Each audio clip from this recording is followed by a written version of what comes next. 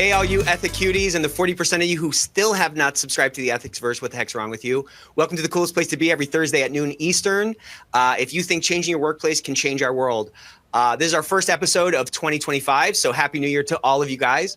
And we have a phenomenal topic for you today, pretty appropriate for the new year. How do we keep our passion reignited in ethics and compliance and human resources? So I got the one and only Mel Sponholz on here. Let's give her a warm Ethicsverse welcome. I want to see a showering, I guess a reverse showering, an evaporation of emojis is what I'd like to see. Let's dive into our quick announcements here. As I'm going through our announcements, I would love for everyone to drop their LinkedIn URL in the chat. As we always say, your network is your net worth. Neither are big enough. And we have this really unique opportunity in this industry. This is the most collegial industry that's out there. It's very special. And everybody is always open to share. We're open to share our ideas. We're open to be a listening ear. And this community I'm just really excited about. And so reach out to somebody, connect with at least one person today. And also, if you're not listening to these podcasts and stuff that are out there, you got to check them out. I would say check out the Ethics Experts. As a matter of fact, I will say check out the Ethics Experts, the fastest growing podcast in the ethics and compliance space. We'll be talking some more about that. And also check out the Great Women in Compliance podcast. That's one of my all-time faves. Always consistently great conversations. If I ever sound smart, I probably stole something from that. Speaking of the Ethics Experts, we had Carrie Salata on recently. It was a recent episode. The one before that was Cindy Marsh, who is an improv expert. So there's going to be a ton of great content coming out from Ethico, a ton of great Ethicsverse episodes, a ton of great Ethics Experts episodes. So keep those coming. If you have ideas for people that might be great guests on the Ethics Experts, please do share those with us. Also, if you go to ethico.com, which should be your homepage or at least your home screen or lock screen on your phone, our logo should be your lock screen on the phone, actually.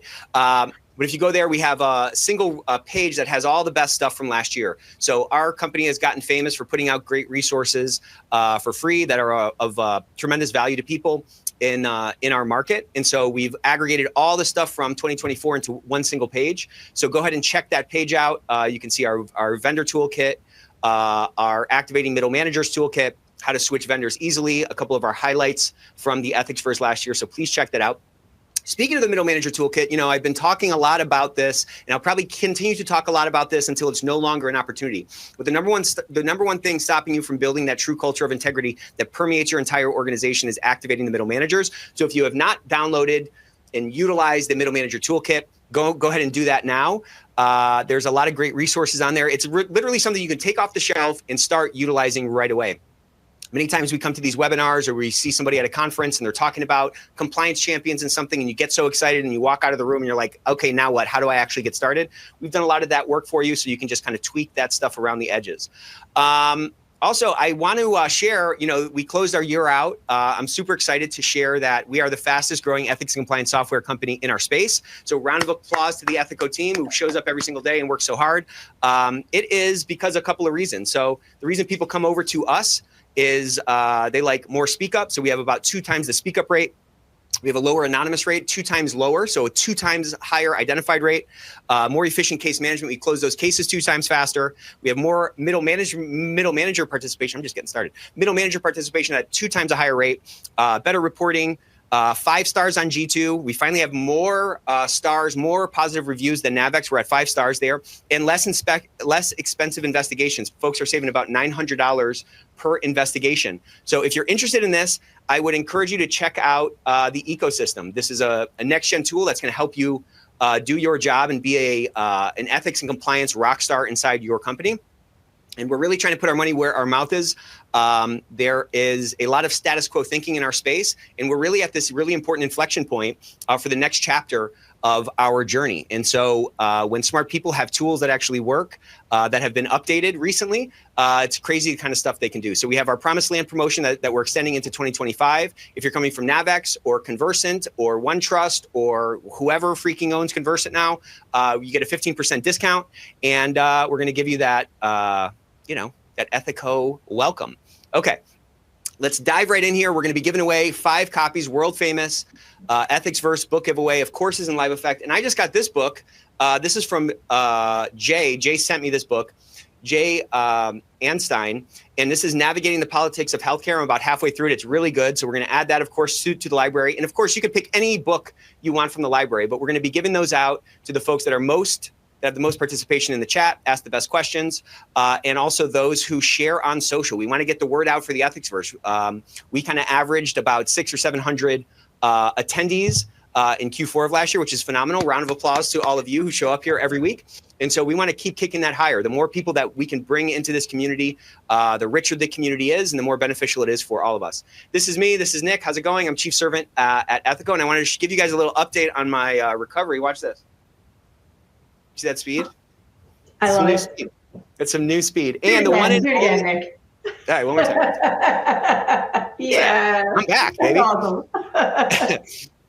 And then we got the one and only Mel Sponhold. So if you don't know Mel, welcome to Earth. Welcome to your life. Mel is Chief Compliance Officer and Director of Responsible Investing at WAD Capital Partners. So she lives in the private equity world, and WAD Capital is a really forward-thinking, great private equity fund that has recognized the value in ethics and compliance. And Mel is there to kind of oversee all the ethics programs across their portfolio. And what WAD has been able to, I mean, Mel is phenomenal. I've learned so much from her. She's so cool and fun. But what she's done is she's built a really cool community within the WAD Capital portfolio. And it's really a great picture of what we all should be doing in our little corners of the world. So Mel, so great to see you. So glad you're here for our kickoff of 2025. How's it going? Well, I'm really excited to be the first Ethicsverse of the year. And I feel like I have to set the bar high, right? Like we have to bring the energy to 2025, right? So yeah, we got to raise the bar. I'm really happy to do that. I want to send around this recording to any future guests and say, this is what you need to live up to. Okay. Okay. No pressure. No pressure. I got you. I got you. But I think it's a really good chat to have today because I don't know. I was just telling Nick before we went live that I just got back from a trip out to Dallas because we have 4 of our portfolio companies that have leadership out there, and I was out there.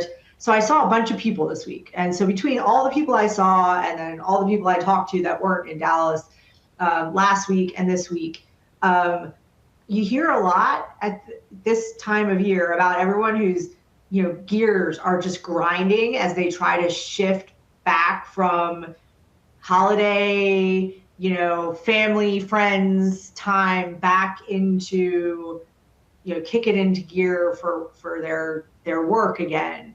And it made me think about the fact that we were going to talk about this today, about how do you stay inspired, because why is it so painful to switch, right? What is it about, what is missing from your work life that makes it feel so painful to dive back in after you've had a couple of weeks really doing a bunch of stuff that you love and hanging out with people you enjoy hanging out with? And how can we make that difference less? How can we bring more of all that stuff that we love into our work so that we're not feeling, like we're going out into the -10 after sitting by a warm fire for a couple of weeks?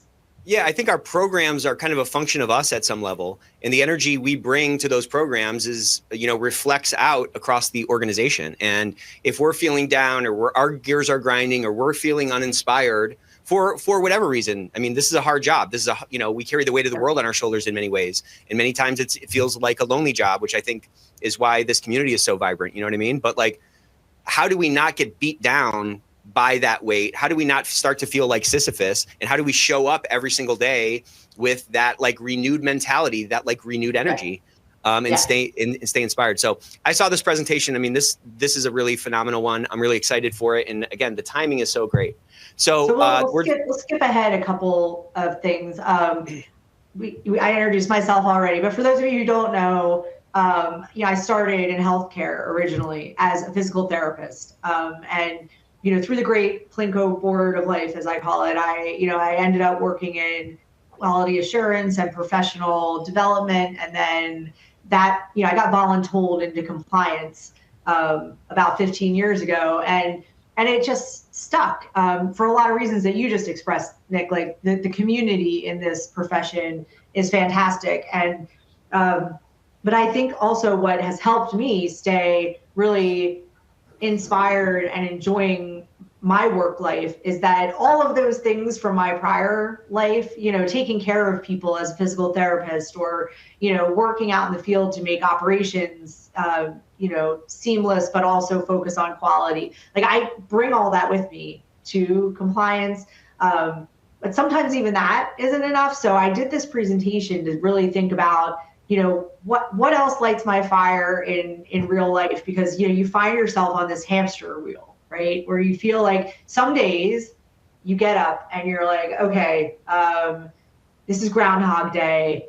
Here we go again with this, same set of challenges, or same budget constraints, or same, folks that I'm trying to get on board with my plan, or, I'm dealing with, people who are stressed out. How do I, I'm doing a work plan for the 10th year in a row. I'm doing my umpteenth risk assessment. I'm doing my umpteenth investigation. Like, how do I keep this fresh? Like, I just, I feel like we're all, stuck there. And some days, like, we all have days like that. If you say you don't have a day like that, well, I don't believe you.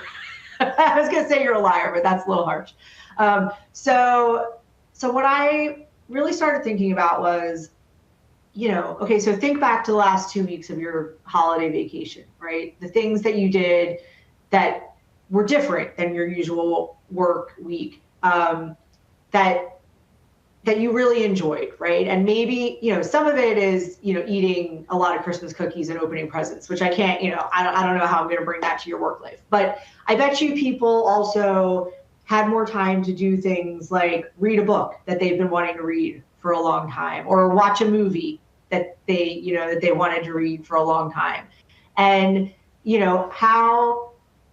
how those things stimulate you intellectually, right? And you don't have to leave those things on your bedside table with the book, right? Or, the concepts from some great documentary that you just watched that you thought was really interesting. How do you take, or maybe you went for a really awesome hike. Maybe you went on a trip somewhere and you found something really inspiring. So my thought when I was putting this together was, you might not be able to change, the core of what you need to get done, but you can change your perspective, right? So you can bring those things that you love, that are exciting and interesting to you, and you can say, how can I bring those concepts to work with me? And so that's what I think we could talk about today. So I want to start by asking all the hundreds of folks out there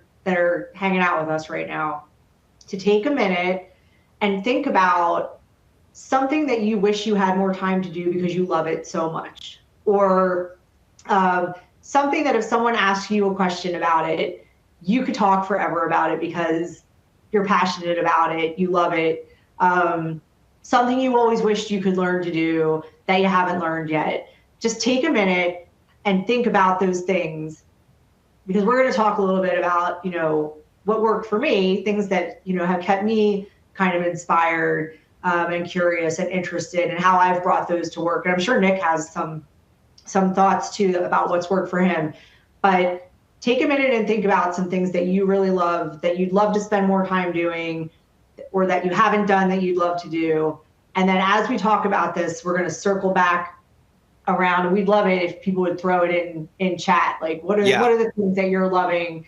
And then as we go through this conversation, hopefully you're going to think about ways to bring those things to your work too. So I love this picture, and I love that we're talking about perspective. Yeah, please drop these in the chat. We're getting some good answers here, and keep these emojis coming. You know what I'm saying? Nobody's even had lunch yet. So I love that we're talking about perspective, because it's such a critical element in the equation of our lives. You know what I mean? It's such a critical variable. And the thing about perspective is that, I was talking with somebody on my team, and they said, you can't outgrind a bad mindset. Like, if you have a bad mindset, no amount of work is ever going to overcompensate for that. And, I think if if you can't view yourself as like a healthy person, then no amount of going to the gym is ever going to make you healthy, because you're kind of limited by that perspective that you have. And the nice thing about perspective is that, it's something that we can control and we can influence. I love the picture of glasses, because like you may wake up one day and you have a great attitude, and maybe you got some great sleep or something like that, and you hit the ground running, and the birds are chirping and it feels like you're in a musical or something. And then you wake up the next day and everything's gray and it's overcast, and you walk around with this this storm cloud over your head. So like I've had those kinds of swings. Even after this, I had this accident, and it's changed my perspective so much, and there's so much to be thankful for and so forth. And then 3 weeks later, I find myself like yelling at my daughter to put her shoes on so that we can go to the store. It's like, what am I doing? Like, this is crazy. So like it takes constant work to make sure our perspective is dialed in. And they're like glasses. You have to take your glasses off and clean them, because they're going to get dirty. But if we're not focused on our perspective as something that we can actually change, and we don't understand the role that perspective plays in like our life quality, then we can kind of find ourselves in sort of a victim or a fixed mindset very easily. So listen to some of these answers here. Read and dance. I love that. Scuba diving, baking. I love spending times with my loved ones. I can translate that into spending more time with colleagues at work and enjoy being with. Quilting, flamenco dancing, a word I can't read or pronounce. I don't want to sound stupid here. Gardening, reading and dancing, making lace. Wow, that's a cool one. So there's a lot of really cool ones on here. So I have to say, the one that just like jumped out at me there was quilting, right? Because, so my brain is like, okay, what do you do when you make a quilt? You take all these pieces of very different fabrics and you weave them, you connect them to one another to make a beautiful blanket, right? And, what do we have to do in compliance or HR all the time? You have to work with very different stakeholders to create a cohesive culture that really comes together to, create engagement and happy, productive people who all row the same direction to get to your strategic goals, right? So like, how could you take your mindset from quilting, and how could you think about, using that for fresh perspective for how do you, instead of looking at how am I ever going to get these very disparate groups to agree on something, like, how do I make that quilt out of this organization? Like, I love things like that. Like, I used to sing in choirs all the time, right? And so when I was doing this, I thought, okay, well, how does that, why do I enjoy that so much? And how, it's the community, aspect of it. And the harmony aspect of it. And I still remember one of the best pieces of advice I got from a choral director was, if you can't hear the people next to you, you're singing too loud.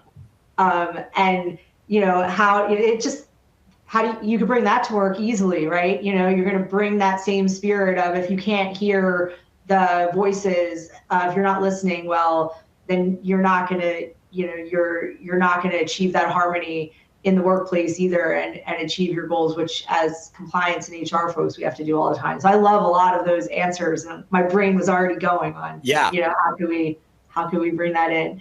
So one of the first ones that I thought about so I've gotten really passionate about design thinking. And it started, I think, a couple of years ago at HCCA. There was the HCCA annual conference. There was a session on design thinking for healthcare improvement. And that, got me thinking, because I had never really thought about design, what is design thinking. It was a new concept to me. And it's a really cool way, and you can go start reading about it. There's a lot of cool articles out there about it, but it's this really cool way of thinking about how do you bring your compliance or HR strategy forward in a way, in a different fashion than maybe it's typically done. So we get a lot of top-down thinking in the business world, right? Where we're going to cook up a strategy in the C-suite and we're just going to push it down either to our customer or to our frontline workers. And what design thinking does is turn it around and say, start by thinking about your end user, whether that's your customer, it's your employees, and start with thinking about what is going to work for them. What do I need them to be able to do, or what do I want them to think or buy, or policy to follow, or what have you, and go and work backwards from there, so that you're designing a process thinking really about how it's going to be easy and accepted by your end user, and working backwards from there, which is pretty cool. And it also focuses on a couple of concepts that I think, especially for me in compliance, are really important. One is fail fast, which is, instead of, this is something I can hear you talking about, Nick, but if you had a graph, like an XY axis, right, and you're thinking about the cost of error on your Y axis. So if something goes wrong, how much is it going to cost you, right? And then how long the process, how far in the process you are on the X axis, right? The further you're out in that process before you find out that there's an error, the more it's going to cost you, right? 100%. So if you spend a huge amount of time in the C-suite coming up with this great plan for how you're going to roll out your, mandatory training, or, get buy-in to your reporting system, and then you go to roll it out only to find out that, like, the app you pick crashes on iPhones all the time, and your employees are like, I can't use this, like, I can't log in, or you find a way to do a training, but the way you rolled out the schedule, you did it in a way that a huge part of your clinicians in the field felt like it was a burden on them, because it took them out of the field in crucial hours that they need to be with patients, or whatever the case may be. If you had started with your end user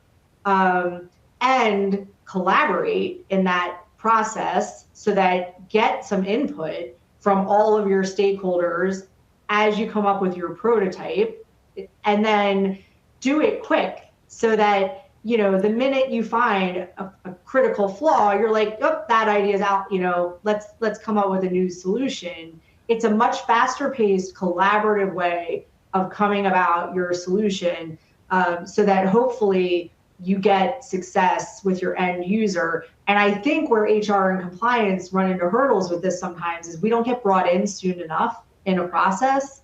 So if there's some big strategic business objective, a lot of times there's a lot of planning that goes into it from a financial and operational standpoint. And then they're like, oh yeah, maybe we should get compliance and HR to weigh in and see, if there's any issue with this. And at that point, it's so hard if you have to say, oh, there's a critical compliance issue that's, in conflict with your plan, because they're already way down that planning x-axis. So the cost of changing the plan by the time we have a chance to weigh in on it is really high. So I like to bring up design thinking to my executive teams and be like, this is why you need us in early, so that we can help you fail fast if a concept has a flaw, and we can help you think about your end user so that we can make this successful.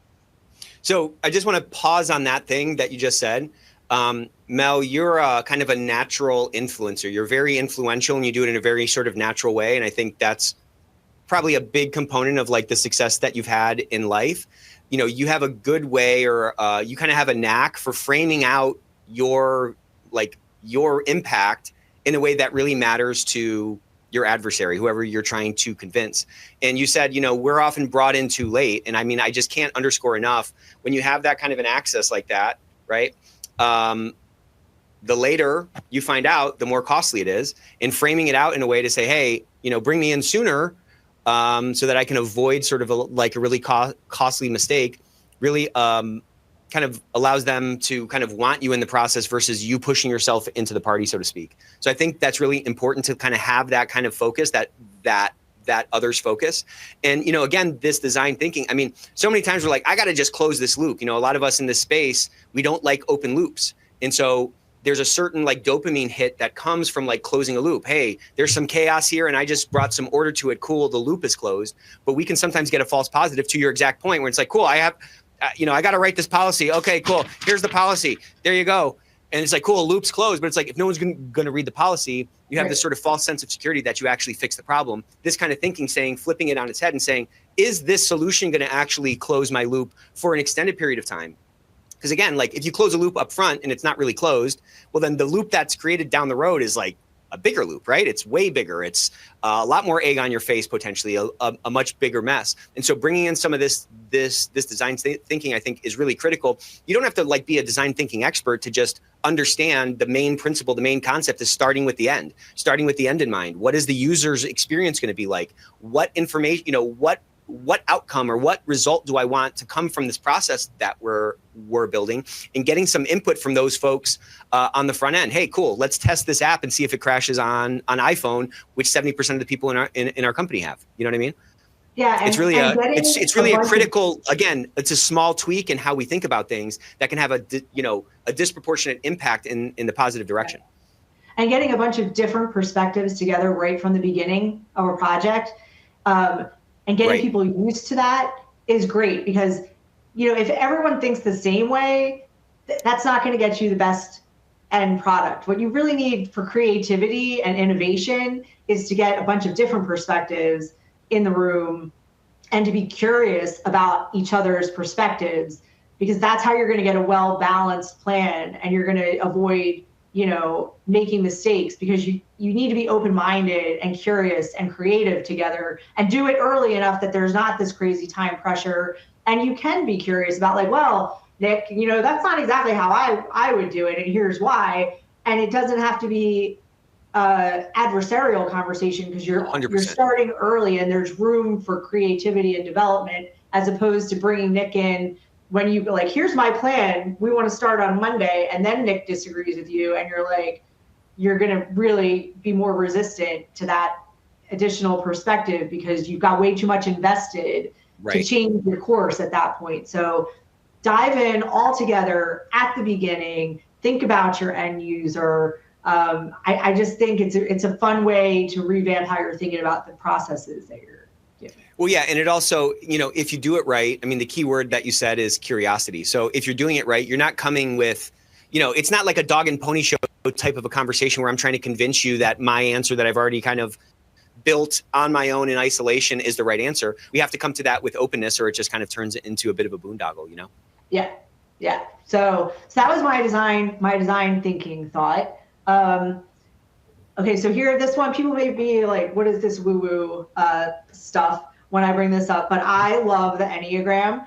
I don't know if anyone here has done the Enneagram. If you do, if you know what Enneagram type you are, drop your number in the comments. Be very curious to see, if we have any common themes of what numbers folks are, if you know. It's a personality typing approach. One of the things I love about it is that you are really the only person who can decide your type. I mean, there are quizzes out there that you can take that can give you an idea of what type you may be, but it is based not on your behavior alone. It's based on your motivation for your behavior, and only you know your motivation, right? So you and I could do the same thing, but we could be doing it for totally different reasons, and that would make us different types on the Enneagram.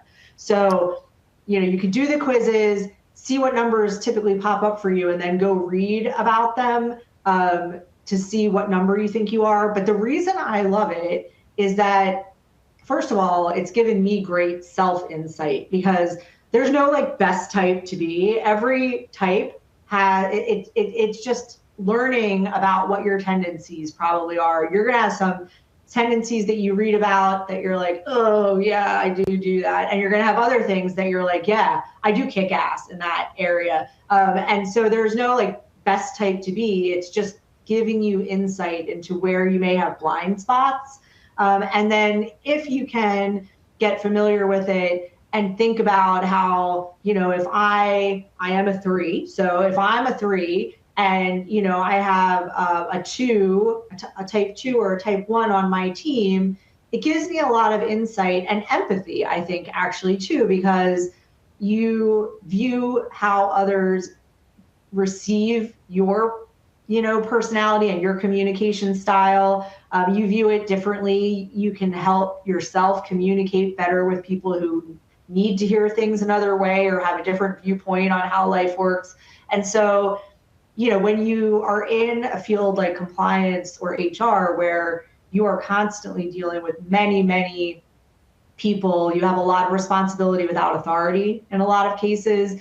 EQ is your best friend, right? So any tool that you can get that's going to make you a more effective communicator with all of your various stakeholders is just a gem, I think. And I really love this. So I could go down this rabbit hole a long way. But do we have any like trends, or do people even know what number they are? Yeah, I'm a 3 also, which is why me and you are like twins. You know what I mean? We got some 9s. Drop yours in here if you guys know what you are. Yeah. 1 with 6 tendencies. Wow. A lot of 1s in compliance. So let me give like a little background. A lot of 1s are in compliance, you said? Oh, yeah. Perfectionist. One is very judge, critic. Focused on what is right and what is wrong. So at the end of the day, they're like, what they want most is for things to be right. So you can see how that would be, something that pops up in compliance a lot, the perfectionist, the judge. And you also have a lot of 2s who are the helpers that really like to help people, especially in HR. So you get a lot of that. 3s, we're the achievers. We're the like, let's get this done type of the Enneagram. And it's really interesting because if you really dive into it, and I'm trying to remember if I think I did put, I don't know if I put it in here. There's different communication styles for the different types as well. So once you learn what type someone is, it can help you. So if you're trying to convince your CEO that you needs a budget for something, and that they are, say, a 6, right, which is a skeptic. They're the person who is going to find like what could go wrong in any situation. So anytime you have a plan and you want to make sure that you haven't overlooked anything, ask a 6, because they're going to be like, oh, well, this could go wrong in this way. So say you got to go pitch a budget to a 6, you could go in and say, well, looking at this situation, there's the potential that this could really cause us a problem in this way. And, if we have the budget for this solution, it's going to help us avoid this worst case scenario. And then they go, this person's speaking my language. Wow, this person really gets it. Exactly. And if you need something from a 2, if you say, if Nick were a 2, I could say, Nick, I could really use your help with accomplishing this, and here's how you can help me.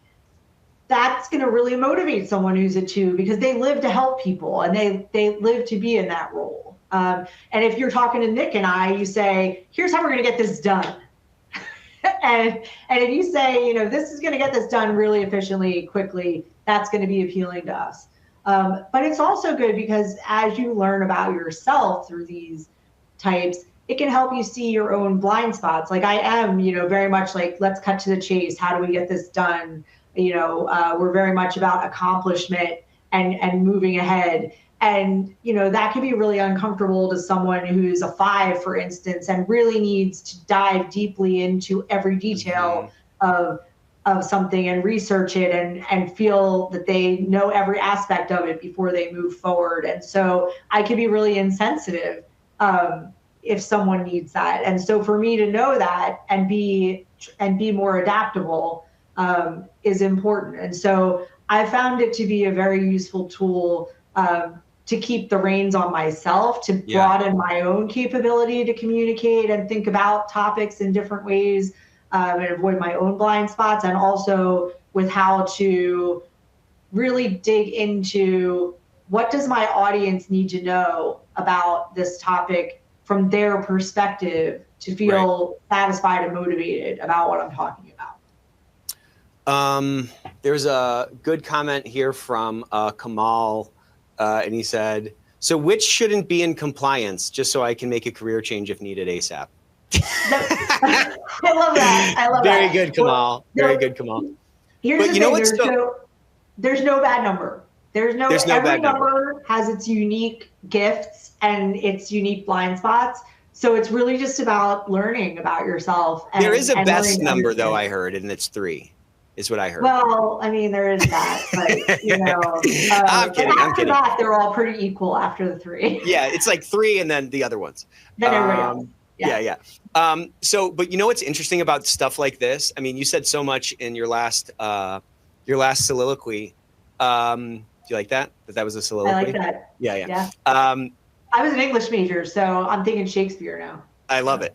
But it's like when it's so bizarre or kind of paradoxical that like introspection helps you understand the outer world better. It's like when you, to your point, like when you start to understand yourself and you start to understand these other types and see how you're different, then you naturally start to see what your own blind spots are. And you naturally start to see that these differences matter for other folks, right? Like there's usually a corollary between these, like something that drives me nuts might not drive an 8 nuts, but something that drives an 8 nuts, I'm probably fine with, right? Like these differences, you know, just understanding that these differences exist do allow us to kind of show up in a more collaborative and like effective way, right? Like not only from the self-serving way of like framing it in an appropriate way to that 6 who's really downside focused, but just to understand that that downside focus is a real stressor for them. And that's a loop that needs to be closed in the persuasion track with that individual if we're going to get unstuck, whatever the thing that is stuck. You know what I mean? Yeah. And I mean, the way I found the Enneagram, so when we talked at the beginning about like, what are things you really enjoy in life that you never thought about bringing to work before, right? Well, I think about 10 years now, have been following the same meditation instructor who I really love. And, you know, trying to, I have the craziest inability to clear my mind of thoughts. Like I always thought, you know, I'm the worst meditator ever, right? Because I can't not think for even a split second. And I found this meditation instructor who really resonated with me because she said, you know, trying to meditate without thinking is like trying to have your eyes open and not see anything. Like it just doesn't, it's not possible. Your brain thinks, that's what your brain does. So, you know, when you're meditating, it's just realizing that you're thinking, which is awareness, and coming back to the breath, right? So, and it was like this great, so if you're a 3, you're an Enneagram 3, right? Like we are, you're very sensitive to external validation, and you want people to think you're doing a good job at things, right? That's one of our blind spots, is that we care too much sometimes about external validation. And here I was even judging myself as being a bad meditator, right? Like, why am I stuck at this? Because I can't not think for 1 second. And, you know, it was really liberating to hear her say, no, you can come back to the breath as many times as you need to in that meditation session. You come back 1,000 times, because every time you realize you're thinking and come back, you're aware and you're in the moment, right? Which is, you know, she's the one who got me started on the Enneagram too, because she has found it very helpful for herself and in her interactions with all the different people in her life. And so that's what got me started on the Enneagram. And both things, both mindfulness and trying to understand people who are, you know, wired differently than I am, have been really wonderful things to bring to work. Both from the perspective of, you know, I can also be that person that's in a meeting and distracted, right? And so, you know, making sure that I've gotten better at staying present in the moment and listening to the person I'm in the meeting with. You know, I turn off all the alerts, I turn off my second screen. I've done everything I can to make sure I'm more mindful with the person I'm talking to at work. And the Enneagram stuff has been really helpful too, because, you know, not everyone wants to be plowed to the, you know, get to the point. That's really not satisfying for everyone. That's just me. So how can I be more sensitive and a better communicator with all different kinds of people? It's really helpful. So that was bringing something that I was really interested in outside the office and bringing it in to help me enjoy my interactions with other kinds of people. So instead of getting irritated by someone who's really different than I am, I try to be curious and think, wow, I wonder what Enneagram type this person is. I wonder, you know, what it is about what I just said or what I'm asking for that's rubbing them the wrong way. And is there a different way I could think about it to help communicate with them? It uses curiosity again, right, to diffuse what might be a clash and turn it into how can I explore why this person has this different perspective and how I can communicate this in a way that resonates with them. Yeah. On the one hand, you have things like defensiveness, close-mindedness, right? Judgment. That's on sort of, those are all kind of related things. And on the other side, you have kind of the antidote or the antithesis of these things like openness, curiosity, right? Like we want to bring that curiosity because that's like the opposite of judgment. And that's the opposite of, when I'm feeling defensive, the antidote to that is curiosity. When I'm feeling, when someone's feeling judged, or like if I'm judging someone, I need to be more curious, to your point. And I think something like this can allow us not only to like be more in tune to that, to err on that side of like curiosity and openness, which is kind of the bedrock of like good communication with like persuasion potential in it, right? Actual connection, all that. So I think, having a way to like return to the breath, so to speak, with respect to communication, like we need to return to that curiosity. So what can we do to like trigger ourselves to like be in that moment so that we're not living in judgment, closed off, defensiveness, whatever. Also, I think another great thing about the Enneagram is like it's a great hack for your own self and your own perspective, because you might be reminded about what actually animates you and what actually motivates you. And, zooming out, like what I love about this space, the ethics and compliance space, is like it intersects with everything. I call it the circulatory system of an organization for a reason, because the circulatory system touches everything. And like whether you're into history or you're into TV shows or you're into Enneagram or you're into scuba diving or whatever it is, there's always something that you can pull into the space that we're in to help us be more effective. Part of it is just kind of staying fresh. Part of it is, we got to show up excited all the time. If we're going to persuade people and influence people, that's at its core a transference of emotion, right? That's that transference of emotion is what catalyzes the change in action. And so if our headspace isn't in the right, place, then the way we show up isn't right, and the energy we put out isn't right, and the outcomes we end up arriving at or, seeing the harvest that we get is not where we want it to be. So there's a muscle that we need to build to like continue to show up to the gym every single day. And when our gains don't, when we stop like achieving those gains, well, you got to change something up. You might have to change your workout up, and you might have to keep that fresh if you want to keep that sort of that like the trajectory of the improvement that you're trying to be on, going, you know what I mean?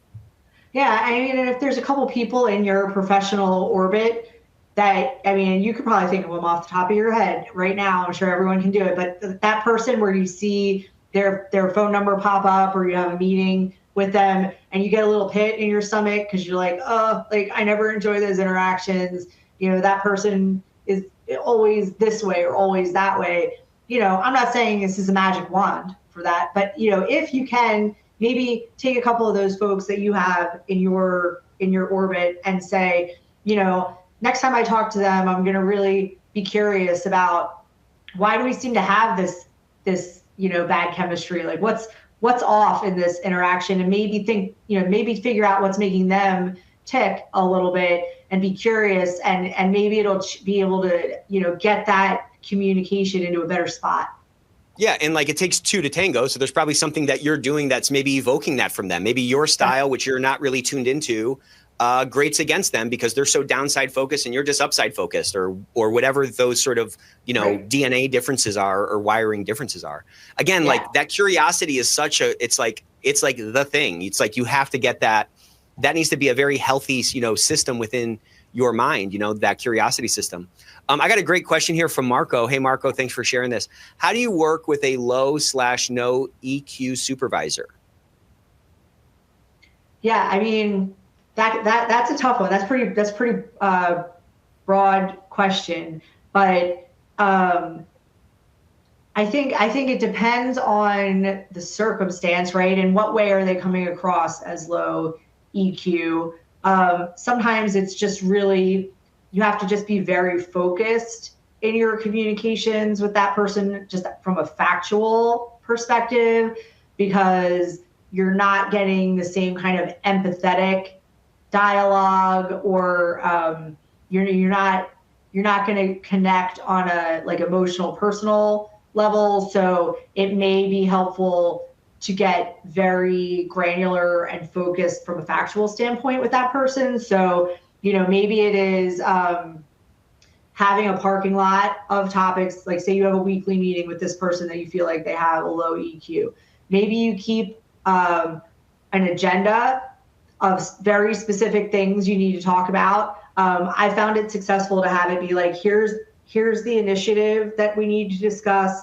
Here's the next step that needs to be taken with that initiative to update you. And here's anything that I need from you, my low EQ supervisor, in order for me to take that next step and get it to them the day before your scheduled meeting, so that it's a very set agenda with very specific asks, anything that you need from them, and try to keep it very factual, focused, documented, so that you can kind of limit the amount of off the cuff conversation that you have to have about it, that it's very, very delineated and clear and spelled out in a way that you can just, keep it moving down the track without a lot of free flow dialogue, which may go off track with someone who has that less empathetic, lower EQ style of communication.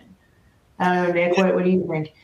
Well, I've got a lot of thoughts on this. So I think, on the one hand, I think probably curiosity is kind of a first answer. This person that's showing up this way to you presumably has a spouse, presumably has friends and siblings, and like outside of work, like unless they're like one of part of the 1 or 2% of the population that are pure sociopaths that are universally hated, it's probably some difference on how they're sort of showing up at work maybe versus how they are at home. So right. There's some curiosity in there to understand, like, well, why is that, first of all? Second of all, I think some curiosity to separate out sort of like how someone is wired versus like skills they might have, emotional quotient maybe being in that skills bucket. Then you can understand it says like, okay, well, they might not have this sort of empathy skill or this EQ skill, but they still have a wiring. And so right. This kind of comes back to this thing that my grandfather taught me of, you got to feed the ego. The ego needs to be fed in all of us. So we all want approval. We all want to know that we're doing a good job, regardless of which Enneagram we are or which type we are. And so I think if you have a drive to feed the ego, so to speak, to just use shorthand, well, then that requires sort of an openness and a curiosity. And like, it requires you to be in tune with what resonates with people. So I think once you're starting to look at that kind of thing, like this low EQ supervisor is one of these types. And each of these types have a thing that really resonates with them and a thing that is really, discordant with them or something. You know what I'm saying? Like, yeah. So I just think like opening our eyes to that and understanding that like every lock can be picked. Like no one's worked for a worse boss than I did. Okay. Like I'll say that confidently. Like my guy was up there with Pol Pot and like Hitler, like universally hated guy, but there was a way to work with that guy. He was the lowest EQ person I've ever met. He doesn't watch this, thank God. I can speak freely. But but I mean, there's a way to work with that guy. There's a way to give him the work that he's asking for in a way that he's looking for it. And there's a way to convey to him that I'm competent and so forth. Believe me, it's way more painful to work for somebody that you don't like and that is difficult to deal with than somebody that's easy to deal with, obviously. But that doesn't mean that low EQ of your supervisor needs to cast a shadow over your entire career and be a blight on your resume. Like it doesn't need to, that's not the necessary entailment of having that kind of a boss in my mind.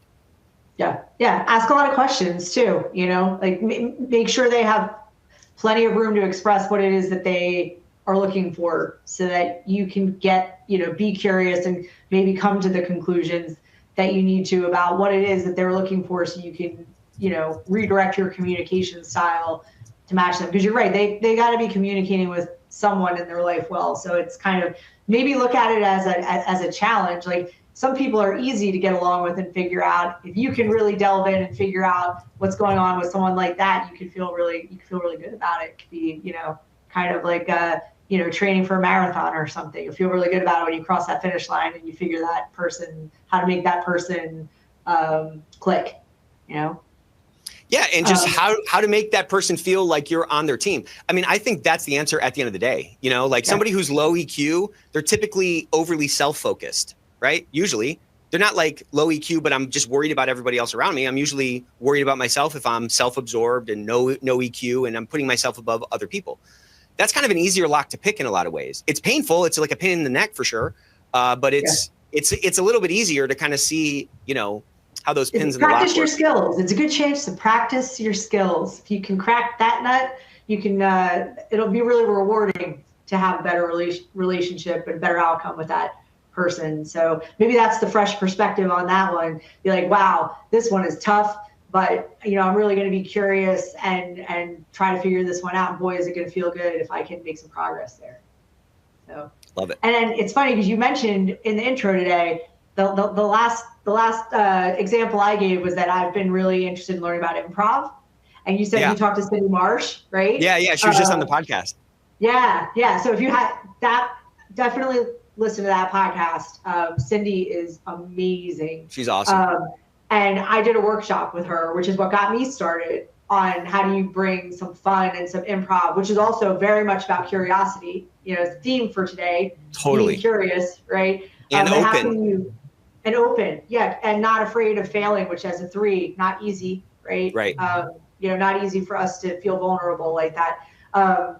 But yeah, some really cool stuff for compliance people with improv. And some of it goes back to this low EQ boss, right? Because the whole yes and technique, sometimes somebody's going to come at you with something and their opinion is going to be maybe the polar opposite of yours. And you're like, what the are you talking about? But in improv, you do this yes and exercise where instead of saying, no, Nick, that's, we're not going to do it that way. That won't work at all. You say, that's a really interesting take on it, Nick.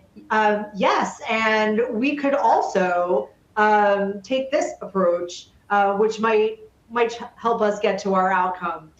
So you're not, the minute you say no or but, you're putting someone on the defensive. And especially if 100%. Sorry to interrupt, but just think about an apology you've received that has comma but. It's just like, you had me until the comma. You know what I mean? Yeah, exactly. Exactly. And it immediately puts that person on the defensive and kind of stops the communication in its tracks and has them already thinking about their rebuttal to whatever you're going to say. So if you can go with the yes and technique, you're going to keep the dialogue open and use curiosity to hopefully keep the dialogue going until you can get to a mutual point of agreement instead of immediately putting that person on the defensive or ending the conversation or escalating tension. You're going to keep things going. So I think the whole, improv concept is how do you stay curious and keep the dialogue going, which I think a lot of times is a problem with, I think you had Amy Barner-Bon on recently about delivering bad news. We're often in positions where you got to have some uncomfortable conversations. So a lot of these improv techniques, help you embrace uncomfortable conversations, go into them with an open, vulnerable stance so that you can keep that communication going and stay. It goes back to mindfulness too, right? Because you need to stay in the moment and connected with that person if you use the improv techniques. Yeah, so. I mean, I was really struck by how much overlap and how much muscle, or how many muscles can be built in improv that apply directly, not just in compliance, but just in life. You know what I mean? That openness, that like fluidity, that flexibility. Cindy on the podcast, I really check it out if it's not, or if you're not subscribed to this, what's the matter with you? But check it out for sure because she was talking a lot about how doing these improv classes really translated into her professional life. And she started to see these tendencies that she had prior to improv that were really stoppers. They would break a conversation down or they would, shut it down. The collaboration, the communication would just sort of fall off. And she made this point, she was like, I talked to a lot of people who are like, oh, I'm so scared of improv. I could never do that. I could never go up there and improvise. And she's like, well, every day is improv. Every day you wake up and you have a plan for the day and that plan changes. And every day someone pops into your office and for an unplanned meeting because something came up. Like, we're doing this stuff constantly. It's, improv is sort of more concentrated. It's on a more sort of a micro level, but at a higher level in our lives, we're constantly improvising. And it's mindfulness. Yeah, exactly. It's staying in the moment. It's listening. Like one of the other good exercises. So there's the yes and, where you practice with someone that you can't say no or but, whatever they throw out there, you have to build off it by saying yes and building off it. But there's also, if you're the defensive person, right? Because maybe you're in the room with that person whose communication style puts you on edge, that you find yourself, instead of really listening to them, you're already thinking about your response. There's an exercise where you have to start, whatever your response is going to be, has to start with the last word that the person that you're talking to uses. So you have to really be listening, and it makes you also pause for a minute before you give a response, because you're going to have to think about, how am I going to start this response with the last word of their response. But it's a good thing to practice with your team. Like, if you want a team building exercise, it's a great exercise that helps people be better listeners and staying in the moment and staying present, and not spending your dialogue, listening to Nick's first sentence, but then, jumping in your mind to thinking about what you're going to say next instead of hearing the rest of what Nick has to say. There's some really great improv exercises for that. And there's this other concept in improv of like having each other's back. Like, that's what improv players will say before they go on stage. I got your back. I got your back. Because when you're out there and, if you're doing improv, I'm like an improv expert that's never done improv. Okay. So you can take my word for what I'm about to say. But like, if you are out there and you're trying to go for a joke, or you're trying to, make a laugh, and somebody doesn't have your back and they're not doing the yes and kind of energy, well, then that's going to fall flat. And that's a kind of a panic inducing moment. And I think the yes and kind of mentality allows for much more effective and much more efficient, like, relationship building. When somebody knows that you have their back in a different department, well, then that problem that you talked about at the start of this episode of like not getting brought in, soon enough, is greatly reduced, right? Like that, and it might even be eliminated because they know that that's a safe space and you have their back and you're a very collaborative person. That's really what improv is all about. It's about taking some new data, some new information in real time, pivoting and doing something with it. Not letting this sort of surprise shut you down. It ties into design thinking too, right? Because if 100%. You have the whole, like you're talking about, the have your back is kind of the don't block post-it on here, right? Which is, someone comes in with this great idea and they're like, how about we do this? And you're like, no, let's do that instead. Well, that, like, you just derailed their moment. You didn't have their back. And design thinking is similar. Like, instead of immediately shutting down an idea that someone proposed, say, yeah, let's do that. And, we could add this aspect to it, and you can build on their concept with your ideas instead of shutting their concept down, and trying to pivot away from it to your thought. It's helping collaboration occur by having someone's back and really being in the moment and hearing what their idea is and seeing what you can add to that idea and what you can bring with your knowledge set to that idea, that gets the dialogue going, builds trust, builds excitement, builds camaraderie. That's how you start building those relationships that really make you seen as a team player and someone that people want to bring their ideas to. And they're going to be more receptive to your ideas when you have something you need as well, if that's the kind of communication style you have. Well, I'll tell you, a lot of us don't understand. Like, I love influence and persuasion. I just think that it's such an interesting thing. And they did this study, and I'm going to get this a little bit wrong, but people are like 8 times more likely to be open to your influence if they feel like they're open to you're open to their influence. Right. So if you feel like I'm open to your ideas, or you feel like I'm open to your perspective, then you're naturally, this is part of reciprocity, which is in the book Influence. Somebody dropped in there, one of my favorites of all time. That reciprocity thing is in our DNA. We're wired for that. And so when you can come with an openness to somebody and you can say yes and to somebody, what it's conveying on a subconscious level is that you're open to them and you're open to their ideas and you're open to their influence. And there's a connection that's made on that system 1 below the surface, in that subconscious realm that dictates 90% of our behaviors. That, oh, okay, cool. I'm talking to somebody that gets it because they get me and they're open to me. So I should be open to them. That's the algebra. That's the the arithmetic that like happens below the surface. And again, we can influence that connection. We can influence that reaction in a very easy way with, again, some small tweaks. The name of the game as we step into this new chapter, and I haven't been more excited about this industry than this is the most excited I've ever been. As we step into this new chapter, this is not going to be a game of delete the program. We got to start from scratch. Absolutely not. This game is making small tweaks. This vendor doesn't work. I need to go to this vendor. The way I'm showing up with this department isn't right. I need to say yes and a little bit more. I need to come with a little bit more focused design thinking on those end users. Again, those are slight tweaks. Those are taking off our frames, cleaning them a little bit, and putting them back on to see more clearly. Those small tweaks have such a massive impact when you're already starting with a foundation. We're not just breaking ground in most cases, right? In most cases, small tweaks, little changes have a disproportionate impact because our industry is not mature yet. So there's a lot of growth, a lot of impact growth that's still available for us because our industry is so, in such a nascent state, So, so these were just some ideas that for me over the last year or so, I've been like, wow, this concept is really cool and fun and interesting. How can I apply it to what I'm doing in my work life? And I know at the beginning we were like, think about some things that you really love. I would challenge you to create some new neuronal pathways by taking some of the things that you really love to do, whether it's reading or meditating or dancing or singing or cooking or quilting or whatever, and think, why do I love these things?